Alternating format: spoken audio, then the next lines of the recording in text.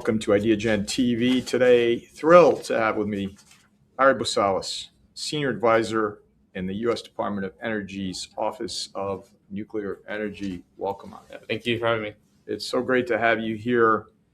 Ari, in your role, you help to advance policies and initiatives supporting America's nuclear energy sector, including next-generation reactor technologies, energy security, and long-term grid reliability.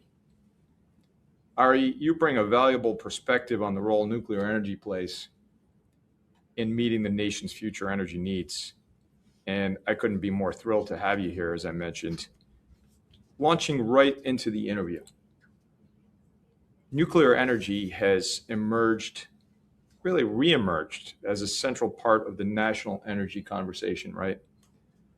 From the Department of Energy's perspective, why is nuclear power increasingly viewed as critical, vital to America's long-term energy and economic strategy?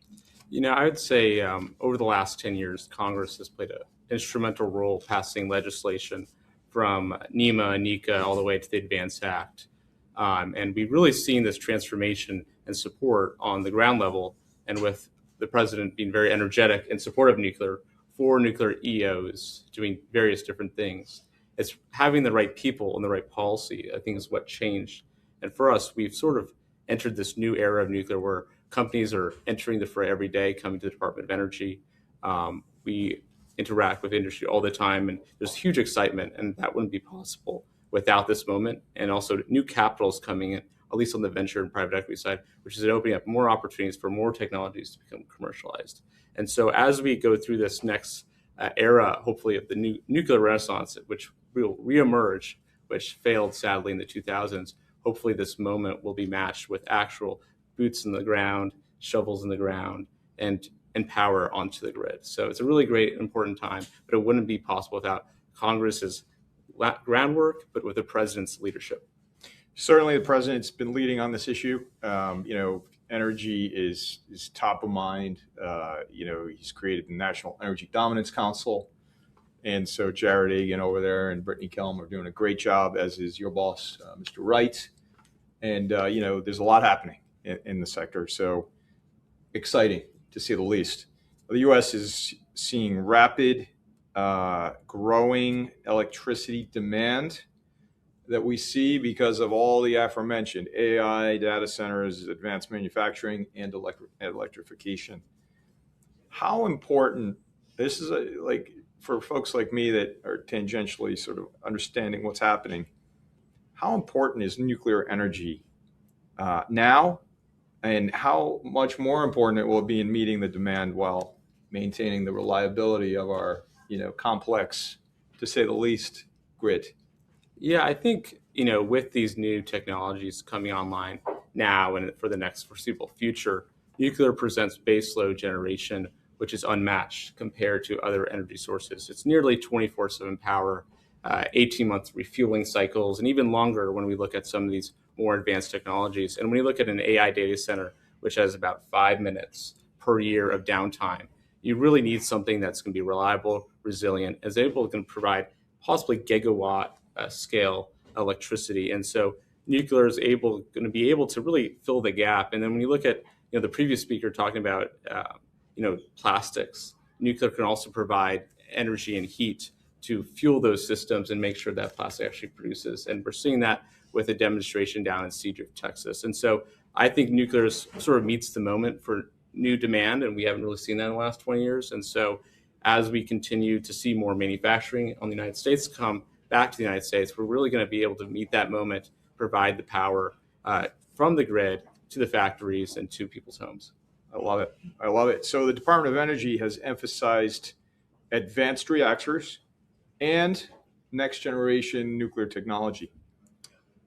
Ari, what technologies are you most excited about relating directly to the small modular reactors and advanced reactors space over the next several years? I'm more excited just to see them be built. Last week we saw a new reactor go online at Idaho National Laboratory. That was originally part of our reactor pilot program and now part of Launchpad. And it was really great to see American innovation at its finest. That company completed within 9 months. We're on track to have 3 new reactors hit criticality, as the president challenged us in those executive orders. And to see that innovation at that time scale, and while promoting safety and ingenuity, we're able to meet the moment. And so when you're looking at the small reactors like microreactors, which can help with national security missions, they can help with remote communities in like Alaska, to these SMRs, which could provide heat or electricity, or provide a little bit more power in an area that's not as large as a large city, but can really be reliable. So I think, all these technologies have different roles in different places, and just to see them be built is really exciting. It is really exciting. And so that is the beginning of the future, as I would like to say. The conversation around energy security increasingly overlaps with national security. How should policymakers, not far from where we're sitting in Washington, D.C., from the White House to the Congress, think about nuclear energy's role in strengthening American competitiveness and reducing strategic vulnerabilities? Yeah, I would say that, over the last few months, there has been, energy markets have had some turbulence. But, we've been able, as the United States, to produce a lot of natural gas and export to our allies, providing and filling that gap. We are able to have this really really incredible American technologies that are able to export to our allies in Europe. And that sort of fills the gap now. What nuclear can do in the future is fill that gap long term. When we build a reactor, let's say in a country like Poland, which we want to build AP1000s, we're not just starting at that point or ending our relationship when we build the reactor on site. It actually will continue as the reactor is there for possibly 100 years. So that is from fuel fabrication services to helping with their regulatory environment to supporting their servicing their reactors. And so our relationships and ability to use nuclear as a way to strengthen our relationships with our allies across the world and build new ones is foundational, because, as I said, when it sits there, it's going to be there for a while. And so our ability to maintain those relationships will ever be stronger and never be tied to those countries. And so just to follow up to that, so what is the reception of communities across the world for nuclear? I mean, you mentioned new reactors coming on board. There's 3. We've got many nuclear reactors. We have this massive need for energy in general. We're seeing it, across the board with AI, et cetera.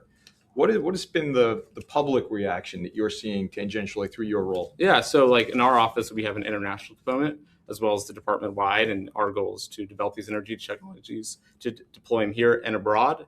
And so a lot of these countries are coming to us and wanting to sign international government agreements because they see U.S. technology as superior, and we provide that certainty, that security. They want to partner with the United States. And so being able to demonstrate our technologies here at Idaho National Laboratory and across the United States through our various programs, we're able then to show these countries that our technology is superior, but also we're able to help them develop their regulatory regime across the world. And so when they're seeing, developing these the regime of how they do regulations, they sort of learn about U.S. technologies, and so they get really comfortable with them. And so they're more likely to develop and pay into our system and export our technology into their country, which allows us to have more jobs and more manufacturing, which benefits the United States. All about benefiting the United States, right? As we're leading into America 250. Yep. Right? The public perception, which I alluded to around nuclear, has evolved so much. Do you believe that what is driving this shift, particularly among younger policymakers and technology leaders, is related to the safety, the innovation, all the things you just alluded to? Yeah, I think it's all the above, right? Nuclear technology, especially the advanced reactors, have passive benefits. They have higher efficiency. They have more mobility.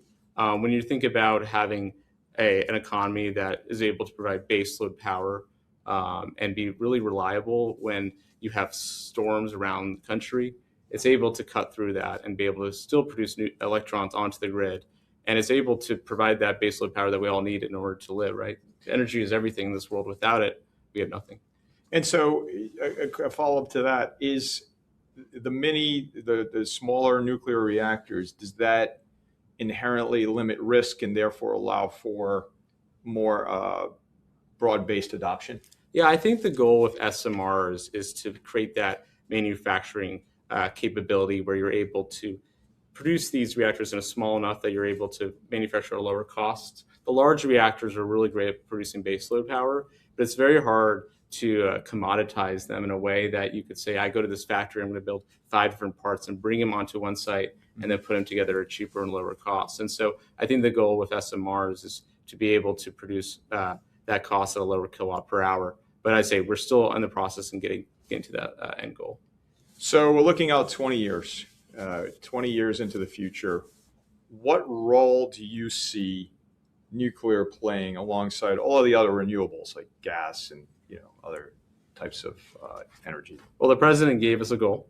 Yep. By 2050 or 2040, we'd hit 400 gigawatts. Mm-hmm. So that's a 400% increase from 100 gigawatts to 400. So we would see, if that were to occur, which I think there's a road to that path, we would have to see large manufacturing, incredible increase in the fuel supply for the United States from enrichment, conversion, mining, and milling.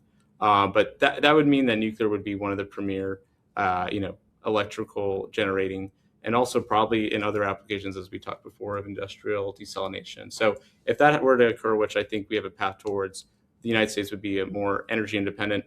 We'd be supporting our allies, and we'd probably have a stronger future. And so how many mini reactors would that be? Don't ask me that. I'll leave it up to the utilities and the end users. Okay. They'll determine that. Fair.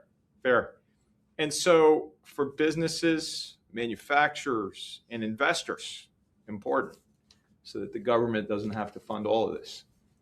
Watching this space closely, what specific signals should they pay attention to that indicate where U.S. nuclear policy and investment priorities are heading over the next 3 to 5 years? Yeah, I would say when we start with how Congress has been very supportive of NECA and NEMA like 2017, 2018, to all the way to the Advance Act, Energy Act of 2020. And now, the president was able to jumpstart this industry. Congress laid that groundwork. But the president's, 4 ambitious EOs, we've seen the swell of venture capital and private equity come into the space. And that's been a huge signal for industry and opportunities to develop. But I think the one thing we're still missing is the end user offtake opportunities, and we need capital at that higher level to come in and start investing in these technologies when they're deploying them after demonstration. So I think we're getting to a place on a signal level, but once you see utilities and order books being produced and seeing that robust supply chain being built out, then I think there's a lot of opportunity for the space to grow, and hopefully the sky's the limit. I think that's where we're going to stop, because sky's the limit. Thanks for all you're doing. Thank you. God bless America. Thank you. All right.